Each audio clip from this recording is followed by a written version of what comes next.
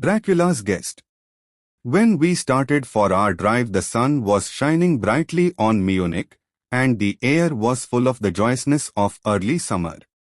Just as we were about to depart, Herr Delbrueck, the maitre d'hotel of the Quarter Seasons, where I was staying, came down, bareheaded, to the carriage and, after wishing me a pleasant drive, said to the coachman, still holding his hand on the handle of the carriage door, "Remember, you are back by nightfall. The sky looks bright, but there is a shiver in the north wind that says there may be a sudden storm. But I am sure you will not be late. Here." He smiled and added, "For you know what night it is." Johanna answered with an emphatic, "Ja, Meher," and touching his hat, drove off quickly. When we had cleared the town, I said, after signaling to him to stop, "Tell me, Johanna, what is tonight?" He crossed himself, as he answered laconically, "Walpurgis Nacht."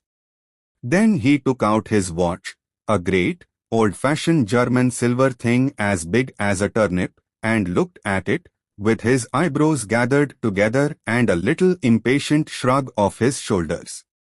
I realized that this was his way of respectfully protesting against the unnecessary delay, and sunk back in the carriage, merely motioning him to proceed. He started off rapidly, as if to make up for lost time. Every now and then the horses seemed to throw up their heads and sniffed the air suspiciously. On such occasion I often looked round in alarm. The road was pretty bleak, for we were traversing a sort of high, wind-swept plateau. As we drove, I saw a road that looked but little used, and which seemed to dip through a little, winding valley. It looked so inviting that, even at the risk of offending him, I called Johanna to stop, and when he had pulled up, I told him I would like to drive down that road. He made all sorts of excuses, and frequently crossed himself as he spoke. This somewhat piqued my curiosity, so I asked him various questions. He answered fencingly, and repeatedly looked at his watch in protest.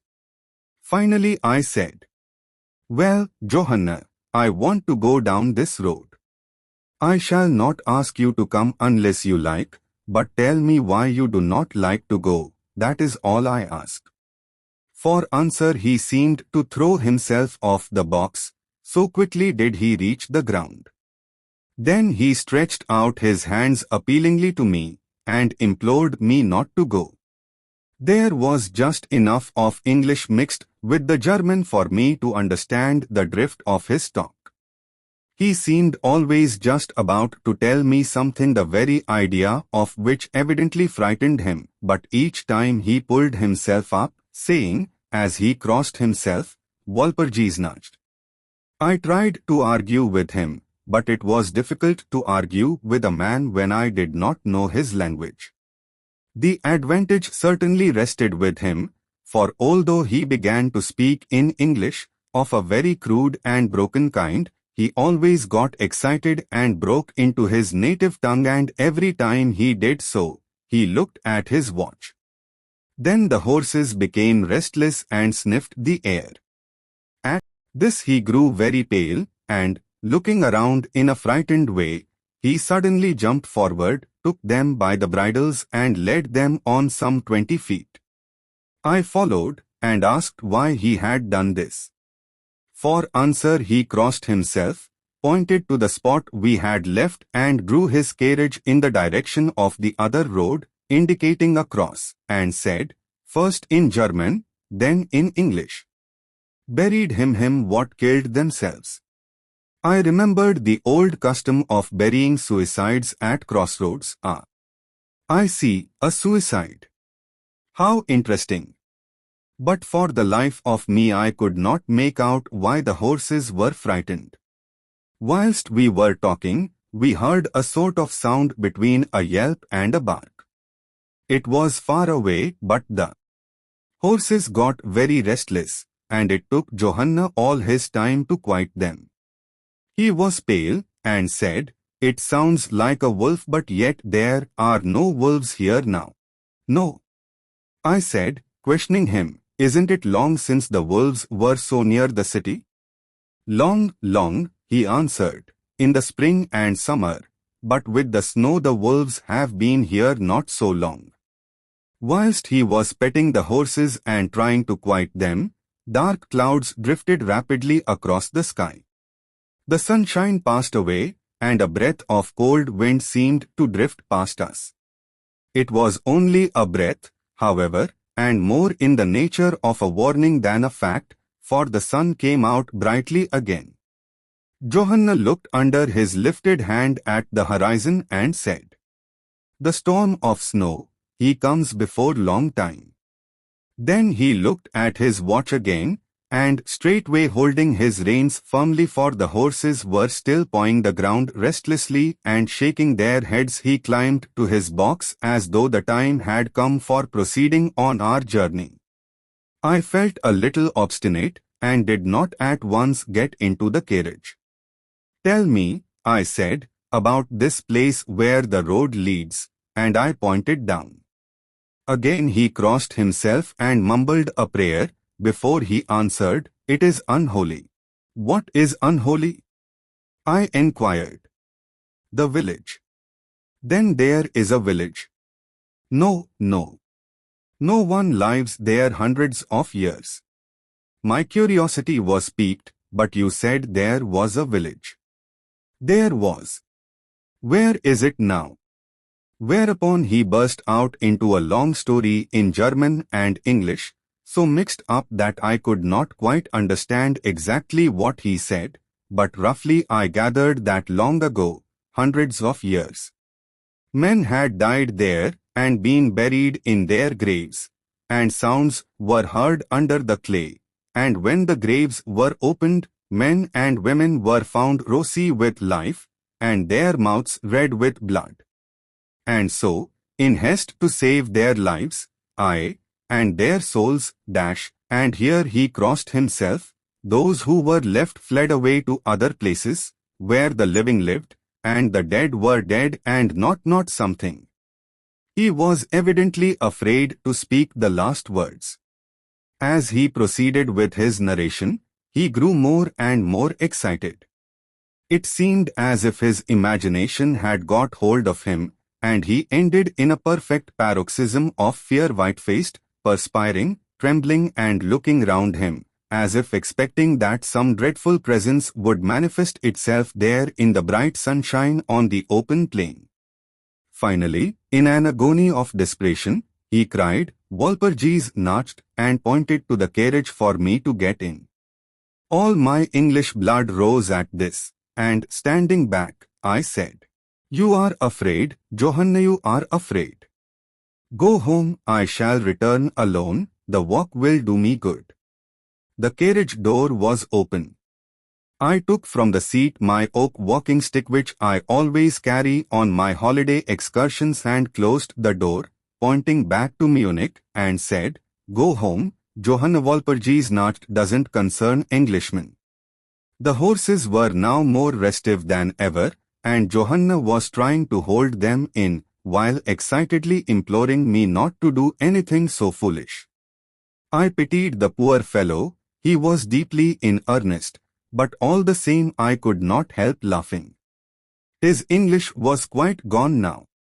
In his anxiety he had forgotten that his only means of making me understand was to talk my language, so he jabbered away in his native German. It began to be a little tedious. After giving the direction, home, I turned to go down the crossroad into the valley. With a despairing gesture, Johanna turned his horses towards Munich. I leaned on my stick and looked after him. He went slowly along the road for a while, then there came over the crest of the hill a man tall and thin. I could see so much in the distance. When he drew near the horses, they began to jump and kick about, then to scream with terror. Johanna could not hold them in, they bolted down the road, running away madly. I watched them out of sight, then looked for the stranger, but I found that he, too, was gone. With a light heart I turned down the side road through the deepening valley to which Johanna had objected. There was not the slightest reason, that I could see, for his objection, and I dare say I tramped for a couple of hours without thinking of time or distance, and certainly without seeing a person or a house. So far as the place was concerned, it was desolation itself. But I did not notice this particularly till, on turning a bend in the road, I came upon a scattered fringe of wood. Then I recognized that I had been impressed unconsciously by the desolation of the region through which I had passed. I sat down to rest myself, and began to look around.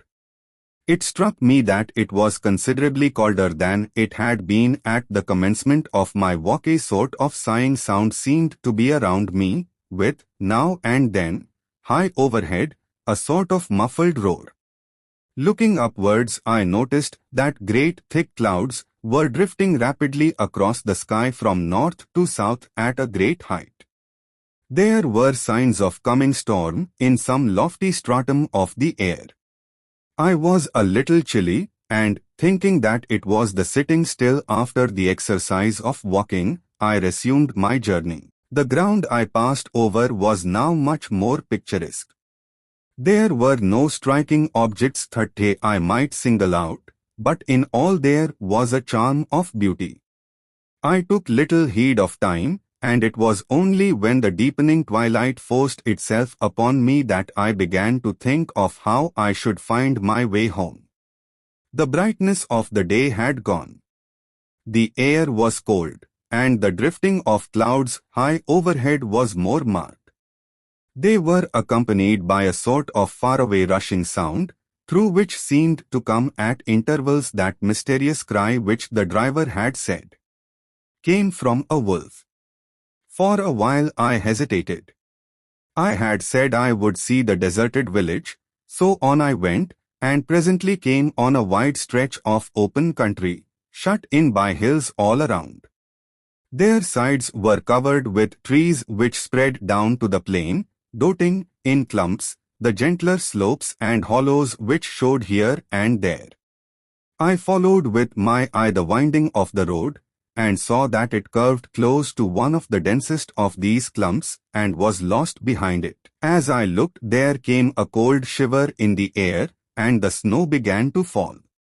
I thought of the miles and miles of bleak country I had passed, and then hurried on to seek the shelter of the wood in front. Darker and darker grew the sky, and faster and heavier fell the snow, till the earth before and around me was a glistening white carpet, the further edge of which was lost in misty vagueness. The road was here but crude, and when on the level its boundaries were not so marked as when it passed through the cuttings, and in a little while I found that I must have strayed from it, for I missed underfoot the hard surface, and my feet sunk deeper in the grass and moss. Then the wind grew stronger and blew with ever-increasing force, till I was fain to run. Before it, the air became icy cold, and in spite of my exercise I began to suffer. The snow was now falling so thickly, and whirling around me in such rapid eddies, that I could hardly keep my eyes open.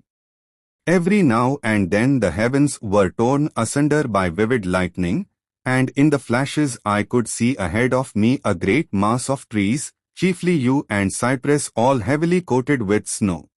I was soon amongst the shelter of the trees, and there, in comparative silence, I could hear the rush of the wind high overhead. Presently the blackness of the storm had become merged in the darkness of the night, and by the storm seemed to be passing away. It now only came in fierce puffs or blasts. At such moments the weird sound of the wolf appeared to be echoed by many similar sounds around me. Now and again, through the black mass of drifting cloud, came a straggling ray of moonlight, which lit up the expanse, and showed me that I was at the edge of a dense mass of cypress and yew trees. As the snow had ceased to fall, I walked out from the shelter and began to investigate more closely. It appeared to me that, amongst so many old foundations as I had passed, there might be still standing a house in which, though in ruins, I could find some sort of shelter for a while. As I skirted the edge of the copse, I found that a low wall encircled it, and following this, I presently found an opening. Here the cypresses formed an alley leading up to a square mass of some kind of building. Just as I caught sight of this, however, the drifting clouds obscured the moon, and I passed up the path in darkness. The wind must have grown colder, for I felt myself shiver as I walked, but there was hope of shelter, and I groped my way blindly on. I stopped, for there was a sudden stillness. The storm had passed, and, perhaps in sympathy with nature's silence, my heart seemed to cease to beat. But this was only momentarily, for suddenly the moonlight broke through the clouds, showing me that I was in a graveyard, and that the square object before me was a great massive tomb of marble, as white as the snow that lay on and all around it. With the moonlight there came a fierce sigh of the storm, which appeared to resume its course with a long, low howl, as of many dogs or wolves. I was awed and shocked, and felt the cold perceptibly grow upon me till it seemed to grip me by the heart. Then, while the flood of moonlight still fell on the marble tomb, the storm gave further evidence of renewing, as though it was returning on its track. Impelled by some sort of fascination, I approached the sepulchre to see what it was, and why such a thing stood alone in such a place. I walked around it, and read, over the Doric door, in German. Countess Dolinge of Gratz in Styria sought and found death 1801. On the top of the tomb, seemingly driven through the solid marble, for the structure was composed of a few vast blocks of stone, was a great iron spike or stake. On going to the back I saw, graven in great Russian letters, "The dead travel fast." There was something so weird and uncanny about the whole thing that it gave me a turn and made me feel quite faint. I began to wish, for the first time, that I had taken Johanna's advice.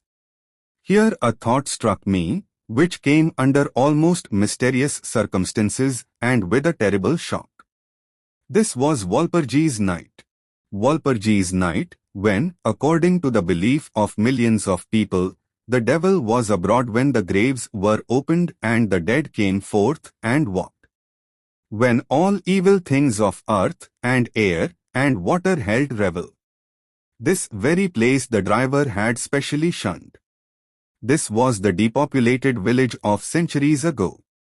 This was where the suicide lay, and this was the place where I was alone, unmanned, shivering with cold in a shroud of snow, with a wild storm gathering again upon me.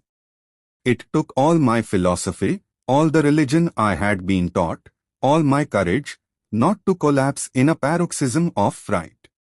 And now a perfect tornado burst upon me. The ground shook as though thousands of horses thundered across it, and this time the storm bore on its icy wings, not snow, but great hailstones, which drove with such violence that they might have come from the thongs of Balearic slingers, hailstones that beat down leaf and branch and made the shelter of the cypresses of no more avail than though their stems were standing corn. At the first, I had rushed to the nearest tree, but I was soon fain to leave it and seek the only spot that seemed to afford refuge, the deep Doric doorway of the marble tomb. There, crouching against the massive bronze door, I gained a certain amount of protection from the beating of the hailstones, for now they only drove against me as they ricocheted from the ground and the side of the marble. As I leaned against the door, it moved slightly and opened inwards. The shelter of even a tomb was welcome in that pitiless tempest, and I was about to enter it when there came a flash of forked lightning that lit up the whole expanse of the heavens. In the instant, as I am a living man, I saw, as my eyes were turned into the darkness of the tomb, a beautiful woman, with rounded cheeks and red lips, seemingly sleeping on a bier. As the thunder broke overhead, I was grasped as by the hand of a giant and hurled out into the storm. The whole thing was so sudden that, before I could realize the shock, moral as well as physical, I found the hailstones beating me down. At the same time, I had a strange, dominating feeling that I was not alone. I looked towards the tomb. Just then there came another blinding flash, which seemed to strike the iron stake that surmounted the tomb and to pour through to the earth, blasting and crumbling the marble, as in a burst of flame. The dead woman rose for a moment of agony, while she was lapped in the flame, and her bitter scream of pain was drowned in the thunder crash. The last thing I heard was this mingling of dreadful sound, as again I was seized in the giant grasp and dragged away. While the hailstones beat on me, and the air around seemed reverberant with the howling of wolves. The last sight that I remembered was a vague, white, moving mass, as if all the graves around me had sent out the phantoms of their sheeted dead, and that they were closing in on me through the white cloudiness of the driving hail. Gradually there came a sort of vague beginning of consciousness, then a sense of weariness that was dreadful. For a time I remembered nothing, but slowly my senses returned. My feet seemed positively racked with pain, yet I could not move them. They seemed to be numbed. There was an icy feeling at the back of my neck and all down my spine, and my ears, like my feet, were dead, yet in torment, but there was in my breast a sense of warmth which was, by comparison, delicious. It was as a nightmare, a physical nightmare, if one may use such an expression, for some heavy weight on my chest made it difficult for me to breathe. This period of semi-lethargy seemed to remain a long time, and as it faded away I must have slept or swooned. Then came a sort of loathing, like the first stage of seasickness, and a wild desire to be free from something I knew not what. A vast stillness enveloped me, as though all the world were asleep or dead, only broken by the low panting as of some animal close to me. I felt a warm rasping at my throat. Then came a consciousness of the awful truth, which chilled me to the heart and sent the blood surging up through my brain. Some great animal was lying on me and now licking my throat.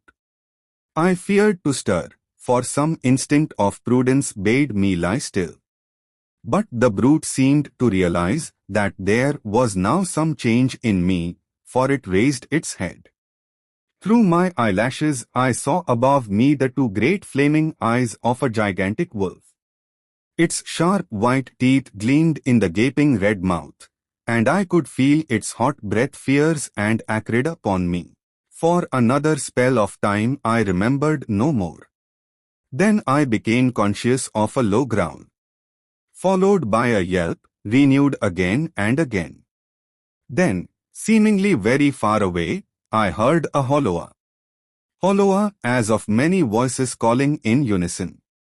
Cautiously I raised my head and looked in the direction whence the sound came, but the cemetery blocked my view.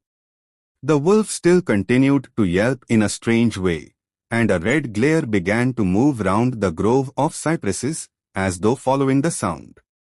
As the voices drew closer, the wolf yelped faster and louder. I feared to make either sound or motion. Nearer came the red glow, over the white pole which stretched into the darkness around me. Then all at once from beyond the trees there came at a trot a troop of horsemen bearing torches. The wolf rose from my breast and made for the cemetery. I saw one of the horsemen, soldiers by their caps and their long military cloaks, raise his carbine and take aim. A companion knocked up his arm, and I heard the ball whiz over my head. He had evidently taken my body for that of the wolf. Another sighted the animal as it slunk away, and a shot followed. Then, at a gallop, the troop rode forward, some towards me, others following the wolf as it disappeared amongst the snow-clad cypresses. As they drew nearer, I tried to move, but was powerless, although I could see and hear all that went on around me. 2 or 3 of the soldiers jumped from their horses and knelt beside me. One of them raised my head and placed his hand over my heart. "Good news, comrades," he cried. "His heart still beats." Then some brandy was poured down my throat. It put vigor into me, and I was able to open my eyes fully and look around. Lights and shadows were moving among the trees, and I heard men call to one another. They drew together, uttering frightened exclamations, and the lights flashed as the others came pouring out of the cemetery pell-mell, like men possessed. When the further ones came close to us, those who were around me asked them eagerly. The reply rang out hurriedly, "No. No. Come away quick, quick. This is no place to stay, and on this of all nights." What was it, was the question, asked in all manner of keys. The answer came variously and all indefinitely, as though the men were moved by some common impulse to speak, yet were restrained by some common fear from giving their thoughts. It indeed gibbered one, whose wits had plainly given out for the moment. "A wolf, and yet not a wolf," another put in shudderingly.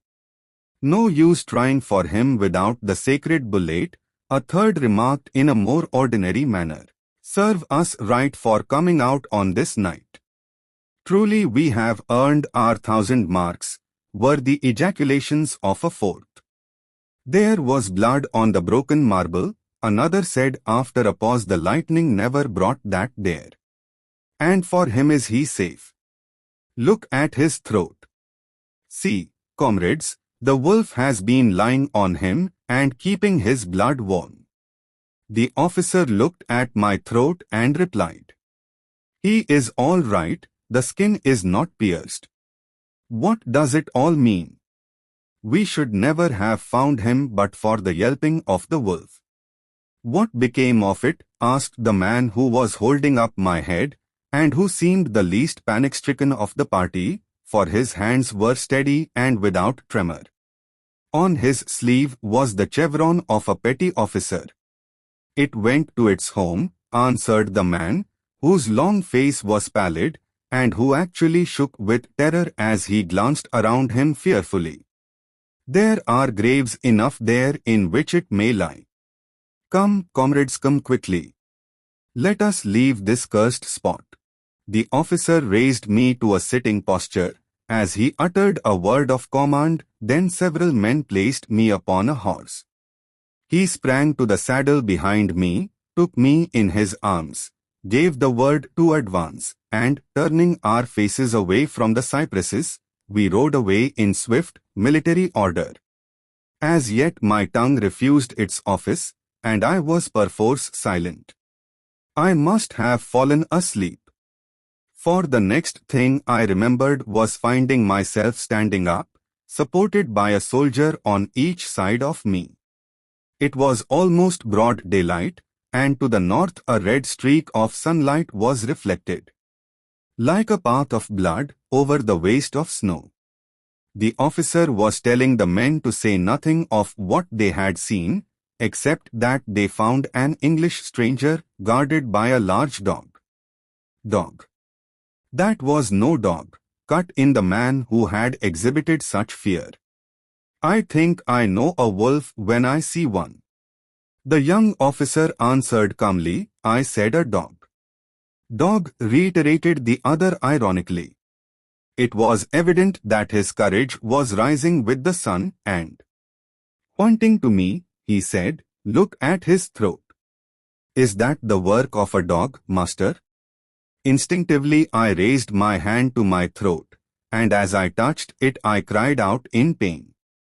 The men crowded round to look, some stooping down from their saddles, and again there came the calm voice of the young officer. A dog, as I said. If aught else were said we should only be laughed at. I was then mounted behind a trooper, and we rode on into the suburbs of Munich. Here we came across a stray carriage, into which I was lifted, and it was driven off to the quarter seasons, the young officer accompanying me, whilst a trooper followed with his horse, and the others rode off to their barracks. When we arrived, Herr Delbruck rushed so quickly down the steps to meet me, that it was apparent he had been watching within. Taking me by both hands, he solicitously led me in.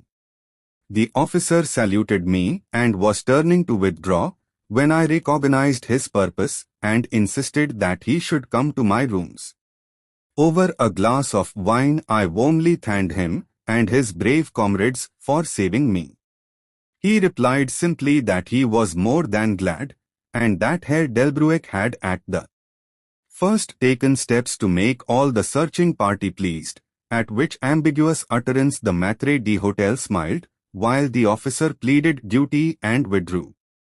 But Herr Delbruck, I inquired, how and why was it that the soldiers searched for me? He shrugged his shoulders, as if in depreciation of his own deed, as he replied, I was so fortunate as to obtain leave from the commander of the regiment in which I served, to ask for volunteers. But how did you know I was lost? I asked. The driver came hither with the remains of his carriage, which had been upset when the horses ran away. But surely you would not send a such party of soldiers merely on this account? Oh, no, he answered, but even before the coachman arrived, I had this telegram from the boyar whose guest you are, and he took from his pocket a telegram which he handed to me. And I read, Bistritz. Be careful of my guest, his safety is most precious to me. Should aught happen to him, or if he be missed, spare nothing to find him and ensure his safety. He is English and therefore adventurous. There are often dangers from snow and wolves and night. Lose not a moment if you suspect harm to him. I answer your zeal with my fortune. Dracula. As I held the telegram in my hand, the room seemed to whirl around me, and if the attentive maître d'hôtel had not caught me, I think I should have fallen. There was something so strange in all this, something so weird and impossible to imagine, that there grew on me a sense of my being in some way the sport of opposite forces, the mere vague idea of which seemed in a way to paralyze me. I was certainly under some form of mysterious protection. From a distant country had come, in the very nick of time, a message that took me out of the danger of the snow sleep and the jaws of the wolf. The judge's house. When the time for his examination drew near, Malcolmson made up his mind to go somewhere to read by himself. He feared the attractions of the seaside, and also he feared completely rural isolation, for of old he knew its charms, and so he determined to find some unpretentious little town where there would be nothing to distract him. He refrained from asking suggestions from any of his friends, for he argued that each would recommend some place of which he had knowledge, and where he had already acquaintances. As Malcolmson wished to avoid friends, he had no wish to encumber himself with the attention of friends, and so he determined to look out for a place for himself. He packed a portmanteau with some clothes, and all the books he required, and then took ticket for the first name on the local timetable which he did not know.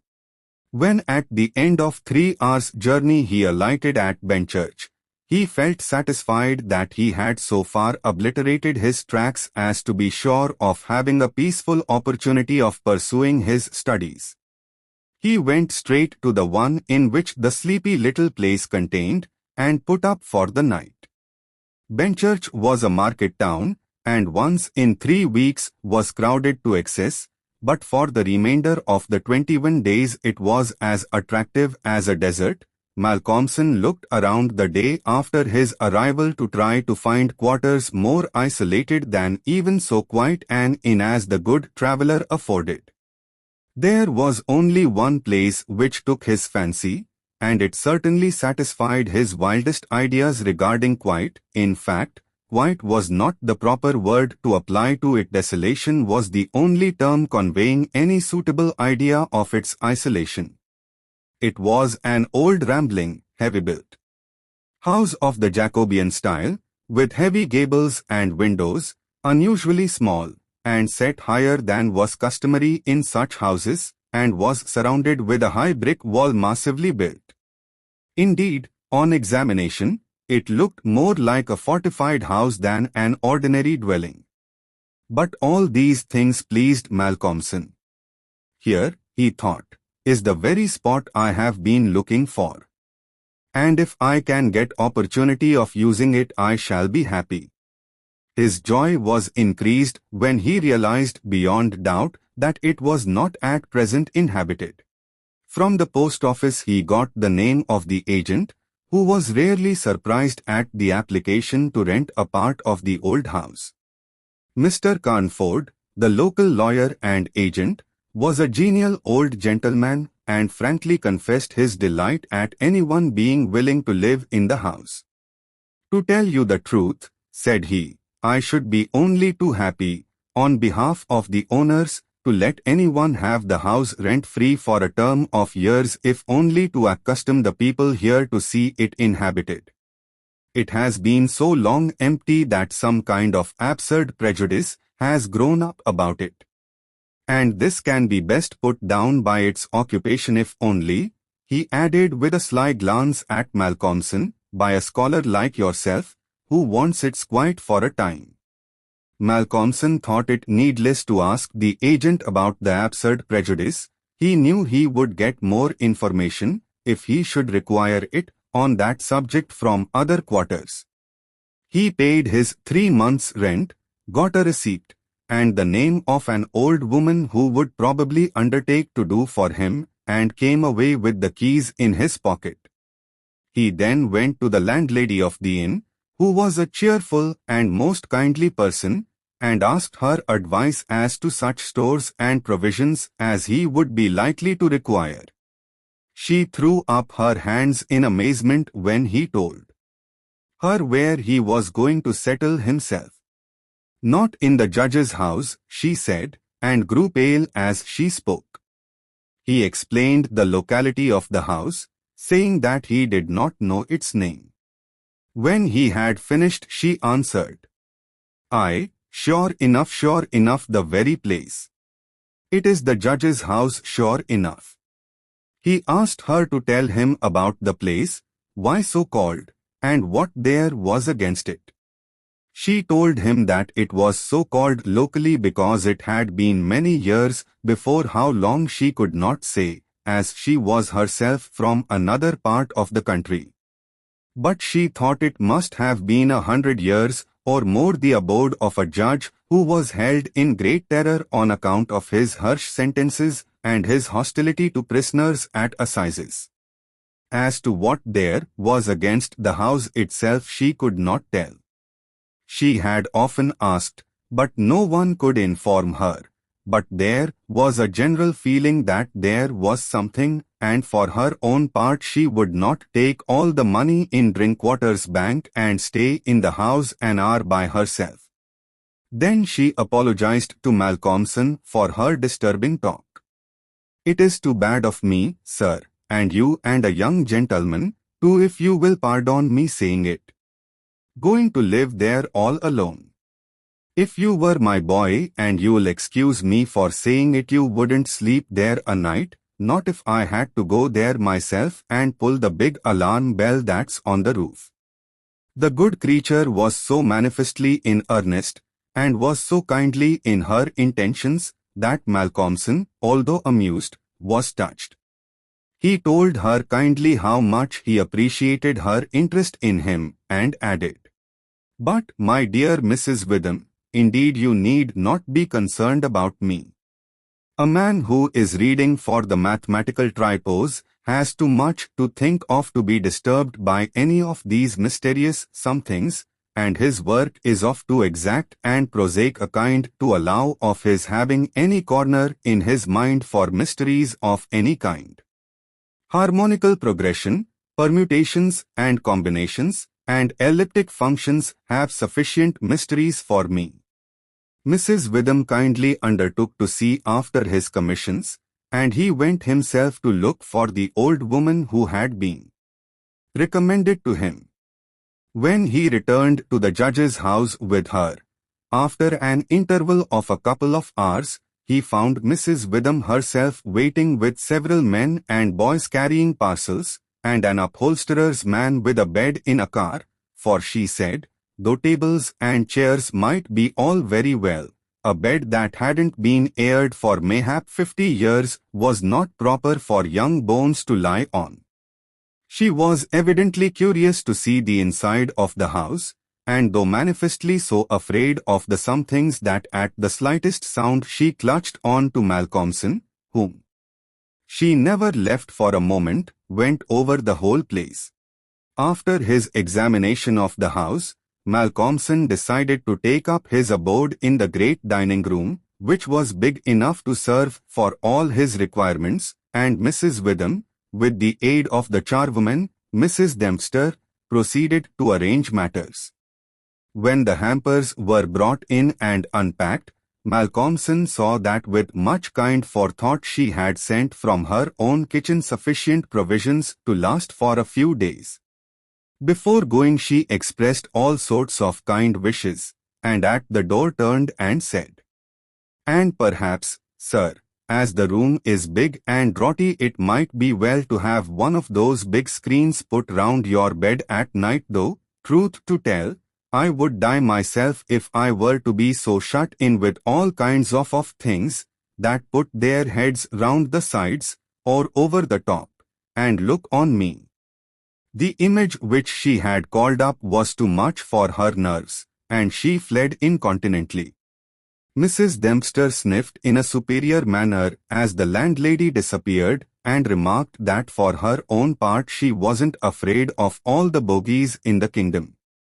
"I'll tell you what it is, sir," she said, "bogies is all kinds and sorts of things except bogies. Rats and mice, and beetles, and creaky doors, and loose slates, and broken panes, and stiff drawer handles, that stay out when you pull them and then fall down in the middle of the night. Look at the wainscot of the room. It is old, hundreds of years old. Do you think there's no rats and beetles there? And do you imagine, sir, that you won't see none of them? Rats is bogies, I tell you, and bogies is rats, and don't you get to think anything else." "Mrs. Dempster," said Malcolmson gravely, making her a polite bow, "you know more than a senior wrangler.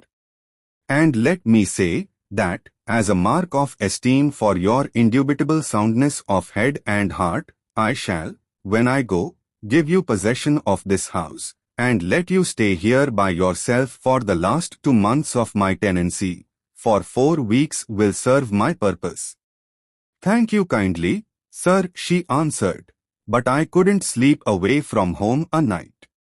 I am in Greenhouse Charity, and if I slept a night away from my rooms I should lose all I have got to live on. The rules is very strict, and there's too many watching for a vacancy for me to run any risks in the matter. Only for that, sir, I'd gladly come here and attend on you altogether during your stay." "My good woman," said Malcolmson hastily, "I have come here on purpose to obtain solitude. And believe me that I am grateful to the late Greenhow for having so organized his admirable charity, whatever it is that I am perforce denied the opportunity of suffering from such a form of temptation. Saint Anthony himself could not be more rigid on the point. The old woman laughed harshly. "Ah, you young gentleman," she said, "you don't fear for naught, and belike you'll get all the solitude you want here." She set to work with her cleaning, and by nightfall, when Malcolmson returned from his walk, he always had one of his books to study. As he walked, he found the room swept and tidied, a fire burning in the old hearth, the lamp lit, and the table spread for supper with Mrs. Witham's excellent fare. "This is comfort, indeed," he said, as he rubbed his hands. When he had finished his supper, and lifted the tray to the other end of the great oak dining table, he got out his books again, put fresh wood on the fire, trimmed his lamp, and set himself down to a spell of real hard work. He went on without pause till about 11 o'clock, when he knocked off for a bit to fix his fire and lamp, and to make himself a cup of tea. He had always been a tea drinker, and during his college life had sat late at work and had taken tea late. The rest was a great luxury to him, and he enjoyed it with a sense of delicious, voluptuous ease. The renewed fire leaped and sparkled, and threw quaint shadows through the great old room, and as he sipped his hot tea he revelled in the sense of isolation from his kind. Then it was that he began to notice, for the first time, what a noise the rats were making. "Surely," he thought, "they cannot have been at it all the time I was reading. Had they been, I must have noticed it." Presently, when the noise increased, he satisfied himself that it was really new. It was evident that at first the rats had been frightened at the presence of a stranger and the light of fire and lamp, but that as the time went on they had grown bolder and were now disporting themselves as was their wont. How busy they were! And hark to the strange noises! Up and down behind the old wainscot, over the ceiling and under the floor they raced, and gnawed, and scratched. Malcolmson smiled to himself as he recalled to mind the saying of Mrs. Dempster, "Bogies is rats, and rats is bogies." The tea began to have its effect of intellectual and nervous stimulus. He saw with joy another long spell of work to be done before the night was past, and in the sense of security which it gave him, he allowed himself the luxury of a good look round the room.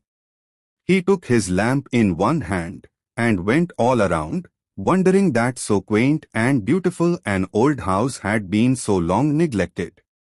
The carving of the oak on the panels of the wainscot was fine, and on and round the doors and windows it was beautiful and of rare merit. There were some old pictures on the walls, but they were coated so thick with dust and dirt that he could not distinguish any detail of them, though he held his lamp as high as he could over his head. Here and there as he went round he saw some crack or hole blocked for a moment by the face of a rat with its bright eyes glittering in the light, but in an instant it was gone, and a squeak and a scamper followed. The thing that most struck him, however, was the rope of the great alarm bell on the roof, which hung down in a corner of the room on the right-hand side of the fireplace. He pulled up close to the hearth a great high-backed carved oak chair, and sat down to his last cup of tea. When this was done he made up the fire, and went back to his work, sitting at the corner of the table, having the fire to his left. For a little while the rats disturbed him somewhat with their perpetual scampering, but he got accustomed to the noise as one does to the ticking of a clock or to the roar of moving water, and he became so immersed in his work that everything in the world, except the problem which he was trying to solve, passed away from him. He suddenly looked up. His problem was still unsolved, and there was in the air that sense of the hour before the dawn, which is so dread to doubtful life. The noise of the rats had ceased. Indeed, it seemed to him that it must have ceased but lately, and that it was the sudden cessation which had disturbed him. The fire had fallen low, but still it threw out a deep red glow. As he looked, he started in spite of his sang-froid. There on the great high-backed carved oak chair by the right side of the fireplace sat an enormous rat, steadily glaring at him with baleful eyes. He made a motion to it as though to hunt it away, but it did not stir. Then he made the motion of throwing something. Still it did not stir, but showed its great white teeth angrily, and its cruel eyes shone in the lamplight with an added vindictiveness. Malcolmson felt amazed, and seizing the poker from the hearth ran at it to kill it. Before, however, he could strike it, the rat, with a squeak that sounded like the concentration of hate, jumped upon the floor and, running up the rope of the alarm bell, disappeared in the darkness beyond the range of the green-shaded lamp. Instantly, strange to say, the noisy scampering of the rats in the wainscot began again. By this time Malcolmson's mind was quite off the problem, and as a shrill cockcrow outside told him of the approach of morning, he went to bed and to sleep. He slept so sound that he was not even waked by Mrs. Dempster coming in to make up his room. It was only when she had tidied up the place and got his breakfast ready and tapped on the screen which closed in his bed that he woke. He was a little tired still after his night's hard work. But a strong cup of tea soon freshened him up and, taking his book, he went out for his morning walk, bringing with him a few sandwiches lest he should not care to return till dinner time. He found a quiet walk between high elms some way outside the town, and here he spent the greater part of the day studying his Laplace. On his return he looked in to see Mrs. Witham, and to thank her for her kindness. When she saw him coming through the diamond-paned bay window of her sanctum, she came out to meet him and asked him in. She looked at him searchingly and shook her head as she said, "You must not overdo it, sir. You are paler this morning than you should be. Too late hours and too hard work on the brain isn't good for any man. But tell me, sir, how did you pass the night?" "Well, I hope. But my heart. Sir, I was glad when Mrs. Dempster told me this morning that you were all right and sleeping sound when she went in."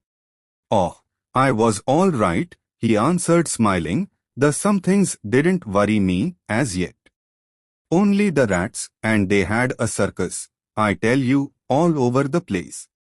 There was one wicked-looking old devil that sat up on my own chair by the fire and wouldn't go till I took the poker to him, and then he ran up the rope of the alarm bell and got to somewhere up the wall or the ceiling, I couldn't see where, it was so dark."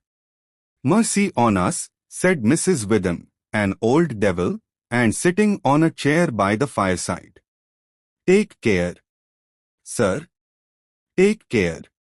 There's many a true word spoken in jest." "How do you mean?" "On my word, I don't understand." "An old devil. The old devil, perhaps." "There.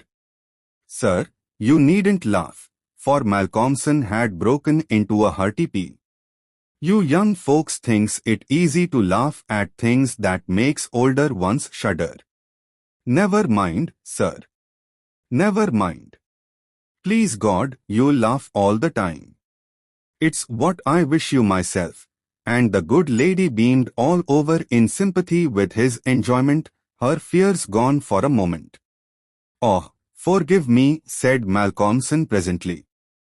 "Don't think me rude, but the idea was too much for me that the old devil himself was on the chair last night." And at the thought he laughed again. Then he went home to dinner. This evening the scampering of the rats began earlier. Indeed, it had been going on before his arrival, and only ceased whilst his presence by its freshness disturbed them. After dinner he sat by the fire for a while, and had a smoke, and then, having cleared his table, began to work as before.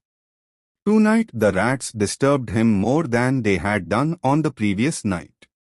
How they scampered up and down and under and over.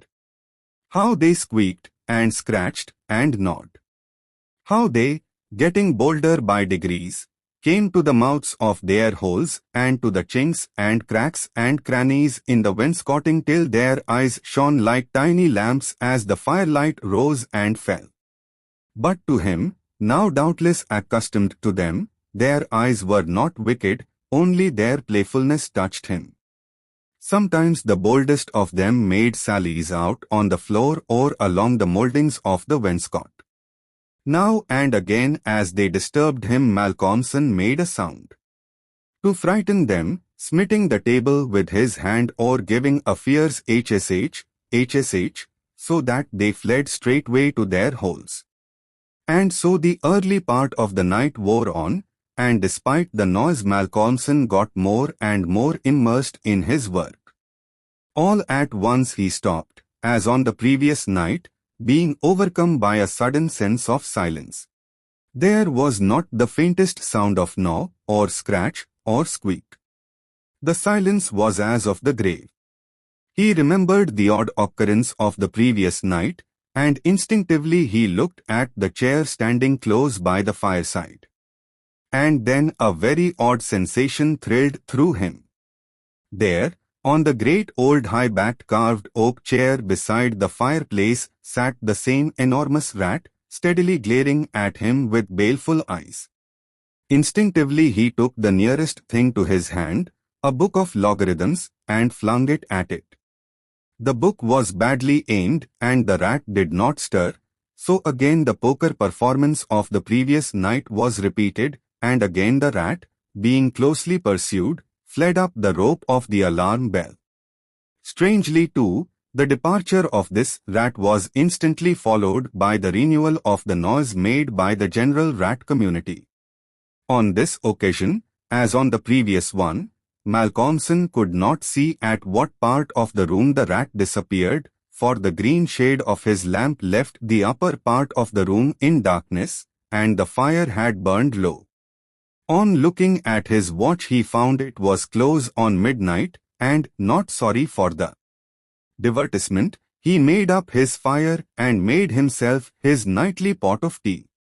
He had got through a good spell of work, and thought himself entitled to a cigarette, and so he sat on the great oak chair before the fire and enjoyed it. Whilst smoking he began to think that he would like to know where the rat disappeared to, for he had certain ideas for the morrow not entirely disconnected with a rat trap.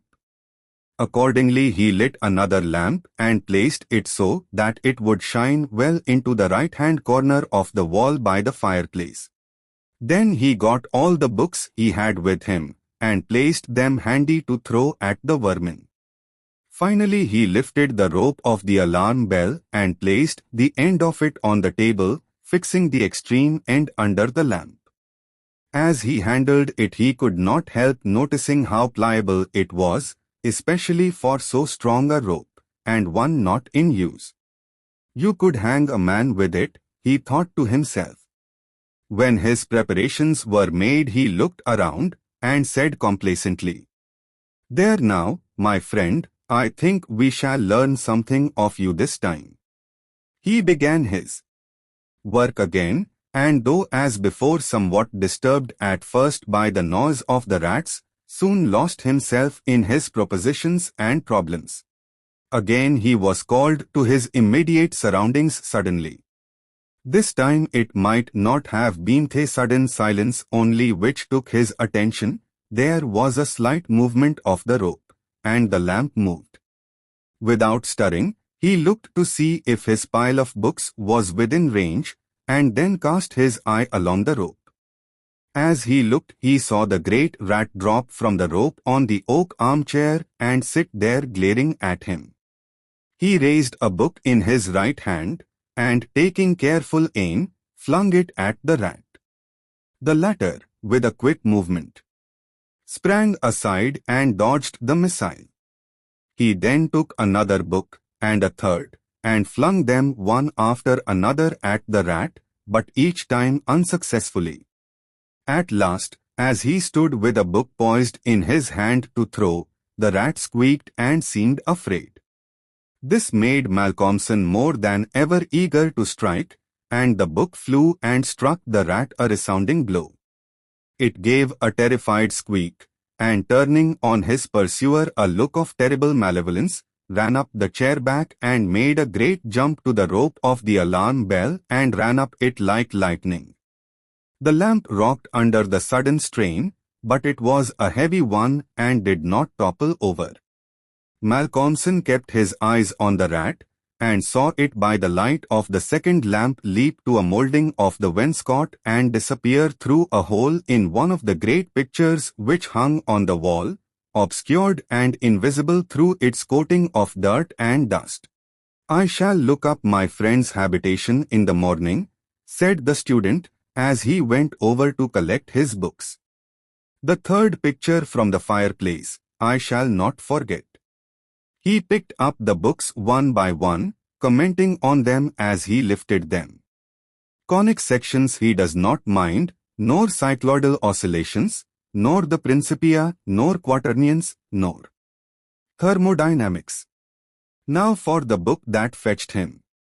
Malcolmson took it up and looked at it. As he did so he started, and a sudden pallor overspread his face. He looked round uneasily and shivered slightly, as he murmured to himself, "The Bible my mother gave me. What an odd coincidence." He sat down to work again, and the rats in the wainscot renewed their gambols. They did not disturb him, however. Somehow their presence gave him a sense of companionship. But he could not attend to his work, and after striving to master the subject on which he was engaged gave it up in despair, and went to bed as the first streak of dawn stole in through the eastern window. He slept heavily but uneasily, and dreamed much, and when Mrs. Dempster woke him late in the morning he seemed ill at ease, and for a few minutes did not seem to realize exactly where he was. His first request rather surprised the servant. "Mrs. Dempster, when I am out today I wish you would get the steps and dust or wash those pictures, especially that one, the third from the fireplace. I want to see what they are." Late in the afternoon Malcolmson worked at his books in the shaded walk, and the cheerfulness of the previous day came back to him as the day wore on, and he found that his reading was progressing well. He had worked out to a satisfactory conclusion all the problems which had as yet baffled him, and it was in a state of jubilation that he paid a visit to Mrs. Witham at the Good Traveller. He found a stranger in the cosy sitting room with the landlady, who was introduced to him as Dr. Thornhill. She was not quite at ease, and this, combined with the doctor's plunging at once into a series of questions, made Malcolmson come to the conclusion that his presence was not an accident, so without preliminary he said, "Dear Thornhill, I shall with pleasure answer you any question you may choose to ask me if you will answer me one question first." The doctor seemed surprised, but he smiled and answered at once, "Done." "What is it? Did Mrs. Witham ask you to come here and see me and advise me?" Dr. Thornhill for a moment was taken aback, and Mrs. Witham got fiery red and turned away, but the doctor was a frank and ready man, and he answered at once and openly, "She did, but she didn't intend you to know it. I suppose it was my clumsy haste that made you suspect. She told me that she did not like the idea of your being in that house all by yourself, and that she thought you took too much strong tea. In fact, she wants me to advise you if possible to give up the tea and the very late hours. I was a keen student in my time, so I suppose I may take the liberty of a college man, and without offense, advise you not quite as a stranger." Malcolmson with a bright smile held out his hand. Shake. As they say in America, he said. I must thank you for your kindness, and Mrs. Witham too, and your kindness deserves a return on me part. I promise to take no more strong tea, no tea at all till you let me, and I shall go to bed tonight at 1 o'clock at latest. Will that do? Capital, said the doctor. Now tell us all that you noticed in the old house, and so. Malcolmson then and there told in minute detail all that had happened in the last 2 nights. He was interrupted every now and then by some exclamation from Mrs. Witham. Till finally, when he told of the episode of the Bible, the landlady's pent-up emotions found vent in a shriek, and it was not till a stiff glass of brandy and water had been administered that she grew composed again. Dr. Thornhill listened with a face of growing gravity, and when the narrative was complete and Mrs. Witham had been restored, he asked, "The rat always went up the rope of the alarm bell?" "Always." "I suppose you know," said the doctor after a pause, "what the rope is?" "No. It is," said the doctor slowly, "the very rope which the hangman used for all the victims of the judge's judicial rancor." Here he was interrupted by another scream from Mrs. Witham, and steps had to be taken for her recovery. Malcolmson, having looked at his watch, and found that it was close to his dinner hour, had gone home before her complete recovery. When Mrs. Witham was herself again, she almost assailed the doctor with angry questions as to what he meant by putting such horrible ideas into the poor young man's mind. "He has quite enough there already to upset him," she added. Dr. Thornhill replied, "My dear madam, I had a distinct purpose in it. I wanted to draw his attention to the bell rope, and to fix it there.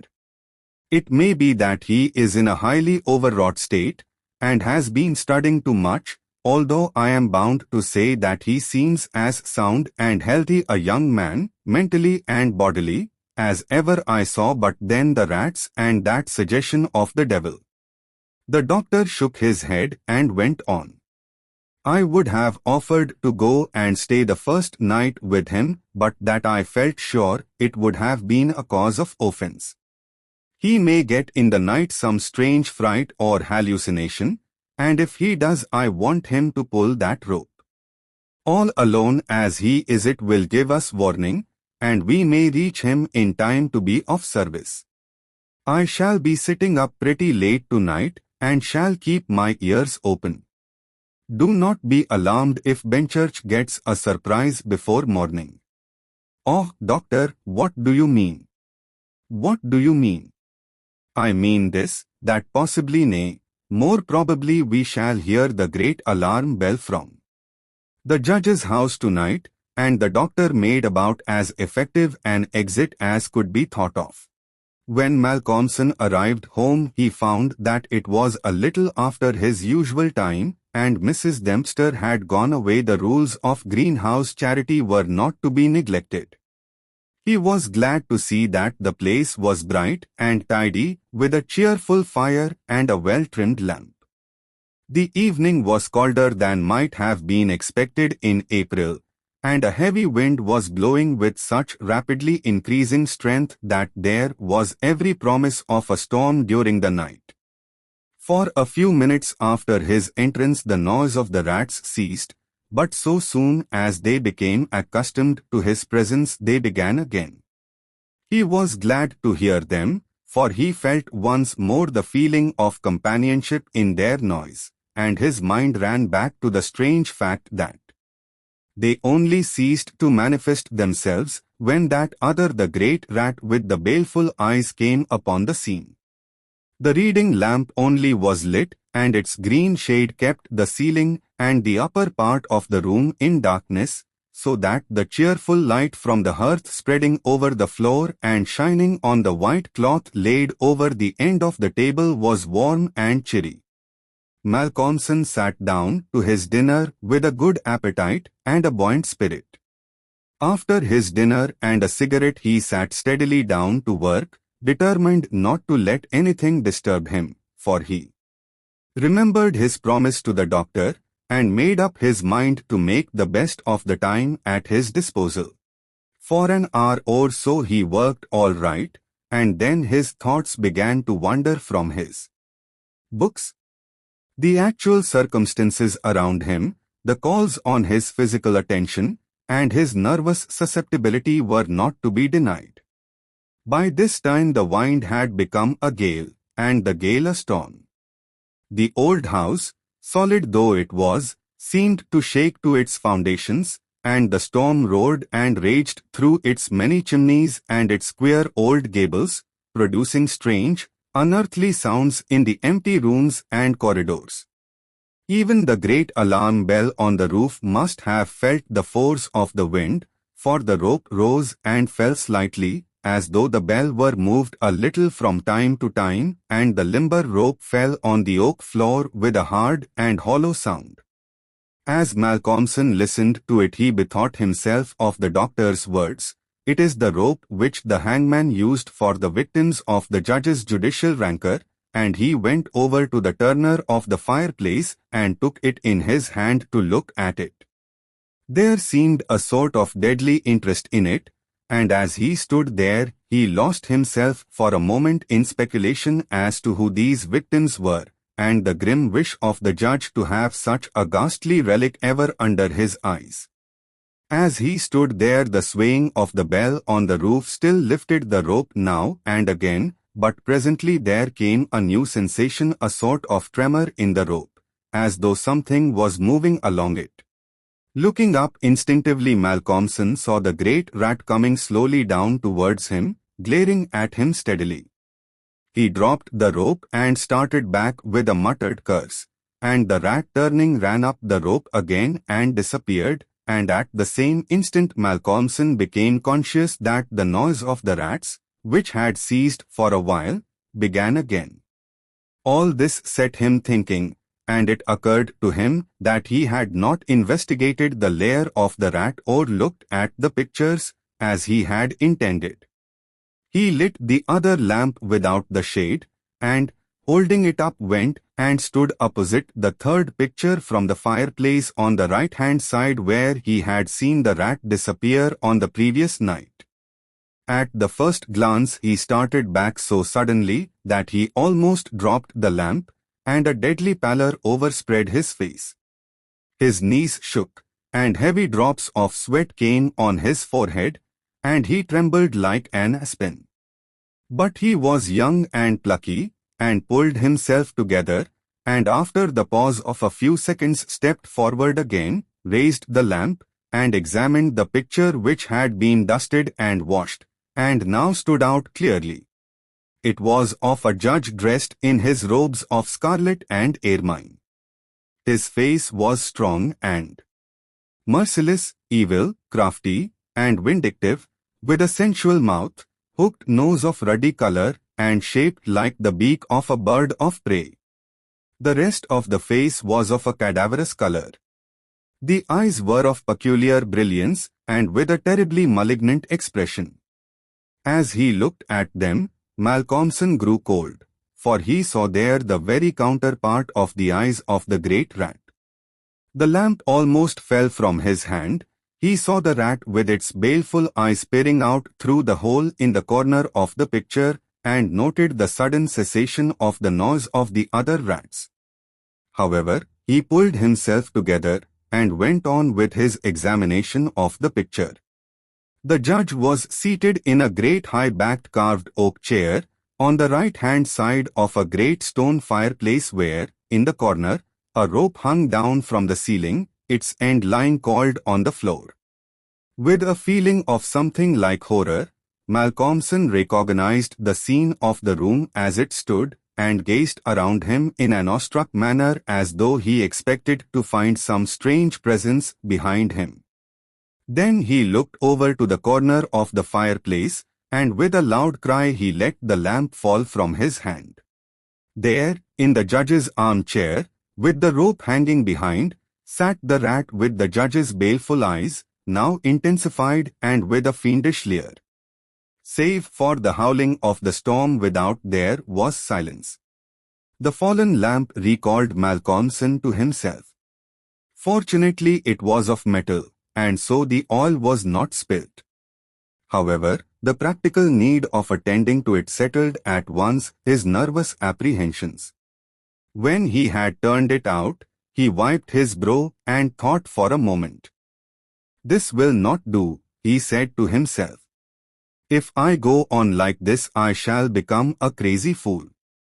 This must stop. I promised the doctor I would not take tea. Faith, he was pretty right.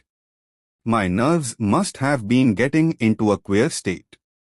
Funny I did not notice it.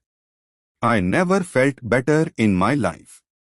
However, it is all right now, and I shall not be such a fool again." Then he mixed himself a good stiff glass of brandy and water and resolutely sat down to his work. It was nearly an hour when he looked up from his book, disturbed by the sudden stillness. Without, the wind howled and roared louder than ever, and the rain drove in sheets against the windows, beating like hail on the glass, but within there was no sound whatever save the echo of the wind as it roared in the great chimney, and now and then a hiss as a few raindrops found their way down the chimney in a lull of the storm. The fire had fallen low and had ceased to flame, though it threw out a red glow. Malcolmson listened attentively, and presently heard a thin, squeaking noise, very faint. It came from the corner of the room where the rope hung down, and he thought it was the creaking of the rope on the floor as the swaying of the bell raised and lowered it. Looking up, however, he saw in the dim light the great rat clinging to the rope and gnawing it. The rope was already nearly gnawed through. He could see the lighter color where the strands were laid bare. As he looked, the job was completed, and the severed end of the rope fell clattering on the oaken floor, whilst for an instant the great rat remained like a knob or tassel at the end of the rope, which now began to sway to and fro. Malcolmson felt for a moment another pang of terror as he thought that now the possibility of calling the outer world to his assistance was cut off, but an intense anger took its place, and seizing the book he was reading, he hurled it at the rat. The blow was well aimed, but before the missile could reach him, the rat dropped off and struck the floor with a soft thud. Malcolmson instantly rushed over towards him, but it darted away and disappeared in the darkness of the shadows of the room. Malcolmson felt that his work was over for the night, and determined then and there to vary the monotony of the proceedings by a hunt for the rat, and took off the green shade of the lamp so as to ensure a wider spreading light. As he did so, the gloom of the upper part of the room was relieved, and in the new flood of light, great by comparison with the previous darkness, the pictures on the wall stood out boldly. From where he stood, Malcolmson saw right opposite to him the third picture on the wall from the right of the fireplace. He rubbed his eyes in surprise, and then a great fear began to come upon him. In the center of the picture was a great irregular patch of brown canvas, as fresh as when it was stretched on the frame. The background was as before, with chair and chimney corner and rope, but the figure of the judge had disappeared. Malcolmson, almost in a chill of horror, turned slowly round, and then he began to shake and tremble like a man in a palsy. His strength seemed to have left him, and he was incapable of action or movement, hardly even of thought. He could only see and hear. There, on the great high-backed carved oak chair sat the judge in his robes of scarlet and ermine, with his baleful eyes glaring vindictively, and a smile of triumph on the resolute, cruel mouth, as he lifted with his hands a black cap. Malcolmson felt as if the blood was running from his heart, as one does in moments of prolonged suspense. There was a singing in his ears. Without, he could hear the roar and howl of the tempest, and through it, swept on the storm, came the striking of midnight by the great chimes in the marketplace. He stood for a space of time that seemed to him endless, still as a statue, and with wide open, horror-struck eyes, breathless. As the clock struck, so the smile of triumph on the judge's face intensified, and at the last stroke of midnight he placed the black cap on his head. Slowly and deliberately the judge rose from his chair and picked up the piece of the rope of the alarm bell which lay on the floor, drew it through his hands as if he enjoyed its touch, and then deliberately began to knot one end of it, fashioning it into a noose. This he tightened and tested with his foot, pulling hard at it till he was satisfied, and then making a running noose of it, which he held in his hand. Then he began to move along the table on the opposite side to Malcolmson, keeping his eyes on him until he had passed him, when with a quick movement he stood in front of the door. Malcolmson then began to feel that he was trapped, and tried to think of what he should do. There was some fascination in the judge's eyes, which he never took off him, and he had, perforce, to look. He saw the judge approach, still keeping between him and the door, and raise the noose and throw it towards him as if to entangle him. With a great effort he made a quick movement to one side, and saw the rope fall beside him, and heard it strike the oaken floor. Again the judge raised the noose and tried to ensnare him, ever keeping his baleful eyes fixed on him, and each time by a mighty effort the student just managed to evade it. So this went on for many times, the judge seeming never discouraged nor discomposed at failure, but playing as a cat does with a mouse. At last, in despair, which had reached its climax, Malcolmson cast a quick glance round him. The lamp seemed to have blazed up, and there was a fairly good light in the room. At the many rat holes and in the chinks and crannies of the wainscot he saw the rat's eyes, and this aspect, that was purely physical, gave him a gleam of comfort. He looked around and saw that the rope of the great alarm bell was laden with rats. Every inch of it was covered with them, and more were pouring through the small circular hole in the ceiling whence it emerged, so that with their weight the bell was beginning to sway. Hark! It had swayed till the clapper had touched the bell. The sound was but a tiny one. But the bell was only beginning to sway, and it would increase. At the sound the judge, who had been keeping his eyes fixed on Malcolmson, looked up, and a scowl of diabolical anger overspread his face.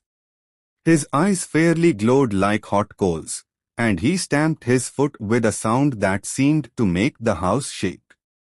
A dreadful peal of thunder broke overhead as he raised the rope again, whilst the rats kept running up and down the rope as though working against time.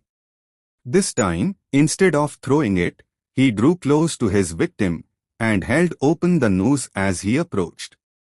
As he came closer there seemed something paralyzing in his very presence, and Malcolmson stood rigid as a corpse. He felt the judge's icy fingers touch his throat as he adjusted the rope. The noose tightened. Then the judge, taking the rigid form of the student in his arms, carried him over and placed him standing in the oak chair, and stepping up beside him, put his hand up and caught the end of the swaying rope of the alarm bell. As he raised his hand the rats fled squeaking, and disappeared through the hole in the ceiling. Taking the end of the noose which was round Malcolmson's neck he tied it to the hanging bell rope, and then descending pulled away the chair. When the alarm bell of the judge's house began to sound a crowd soon assembled. Lights and torches of various kinds appeared, and soon a silent crowd was hurrying to the spot. They knocked loudly at the door, but there was no reply. Then they burst in the door and poured into the great dining room, the doctor at the head. There at the end of the rope of the great alarm bell hung the body of the student, and on the face of the judge in the picture was a malignant smile.